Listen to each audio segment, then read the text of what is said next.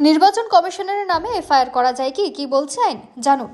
SIR ঘোষণা হওয়ার পর থেকে দেশজুড়ে রাজনৈতিক উত্তেজনা তুঙ্গে। ভোটের আগে 2 মাসের মধ্যে কিভাবে এসআইআর সম্পন্ন করা হবে তা নিয়ে রাজনৈতিক দলগুলির মধ্যে শুরু হয় বাকবিতণ্ডা। কিন্তু অবশেষে দেশজুড়ে হয় এসআইআর। সম্প্রতি শুরু হয়েছে এসআইআর এর শুনানি। এবার এই শুনানি ঘিরে নতুন করে উত্তপ্ত হয়েছে রাজ্য রাজনীতি।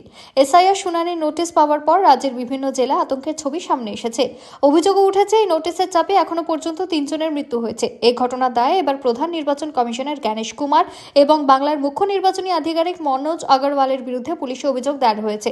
আর এরপরই শুরু হয়েছে নতুন জল্পনা। জানা গিয়েছে এসআইআর শুনানির নোটিশ পাওয়ার পর 3 জনের মৃত্যুর ঘটনায় নির্বাচন কমিশনার জ্ঞানেশ কুমার এবং রাজ্যের মুখ্য নির্বাচনী আধিকারিক মনোজ আগরওয়ালকে দায়ী করে পুলিশে অভিযোগ করা হয়েছে। অভিযোগ গ্রহণ হওয়ার পর প্রশাসনিক মহলে প্রশ্ন উঠছে, এই এফআইআর আদৌ টিকবে কিনা। আইন অনুযায়ী নির্বাচন কমিশনারের বিরুদ্ধে সরাসরি এফআইআর দায়ের করা যায় না। লোকপাল আইন অনুযায়ী নির্দিষ্ট অভিযোগ ও প্রমাণ থাকলে কেবল আইনি পদক্ষেপ সম্ভব। তাই কমিশনের তরফে এফআইআর খারিজের আবেদন করা হতে পারে বলে খবর। এছাড়া রিপোর্টে দাবি করা হয়েছে, সরকারি কাজে বাধা দেওয়ার অভিযোগে নির্বাচন কমিশনের তরফে পাল্টা এফআইআর দায়ের হতে পারে। একই সঙ্গে যদি আইন না মেনে অভিযোগ গ্রহণ করা হয়ে থাকে তাহলে সংশ্লিষ্ট পুলিশ কর্মী ও আধিকারিকের বিরুদ্ধে ব্যবস্থা নেওয়া হতে পারে। উল্লেখ্য, পুরুলিয়ায় 82 বছর বয়সী দুর্জন মাঝিকে শুনানির জন্য তলব করা হয়েছিল। তার ছেলের অভিযোগ 2002 সালের ভোটার তালিকায় বাবার নাম থাকলে অনলাইনে তা দেখা যায়নি। এই প্রযুক্তিগত ত্রুটির জন্যই নোটিশ পাঠানো হয়। ভোটাধিকার নিয়ে দুশ্চিন্তায় শুনানির কয়েক ঘন্টা আগে তিনি ট্রেনের সামনে ঝাঁপ দেন বলে অভিযোগ।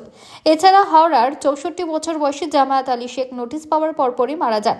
পরিবারের অভিযোগ, মানসিক চাপে পড়ে তার মৃত্যু হয়েছে। পূর্ব মেদিনীপুরের 75 বছর বয়সী বিমল শেখের দেহ বাড়িতে ঝুলন্ত অবস্থায় উদ্ধার হয়। পরিবারের দাবি, নোটিশ পাওয়ার পর থেকে তিনি খুবই ভেঙে পড়েছিলেন। 27 ডিসেম্বর নির্বাচন কমিশন জানিয়েছিল, যাদের 2002 সালের ভোটার তালিকায় নাম রয়েছে কিন্তু প্রযুক্তিগত সমস্যা অনলাইনে তা দেখা যাচ্ছে না, তাদের শুনানিতে যেতে হবে না। তা সত্ত্বেও বহু জায়গায় প্রবীণদের নোটিশ পাঠানো হয়েছে বলে অভিযোগ। এতে আতঙ্কের পরিবেশ তৈরি হয়েছে। এই পরিস্থিতিতে নির্বাচন কমিশনার জ্ঞানেশ কুমার জানিয়েছে, 85 বছর বা তার বেশি বয়সী এবং প্রতিবন্ধী ভোটারদের শুনানির জন্য আর কেন্দ্রে যেতে হবে না।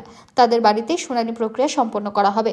ভিডিওটি ভালো লাগলে লাইক করুন এবং আমাদের ইউটিউব চ্যানেলটি সাবস্ক্রাইব করে আমাদের সঙ্গে থাকুন পরবর্তী আপডেটের জন্য। ধন্যবাদ।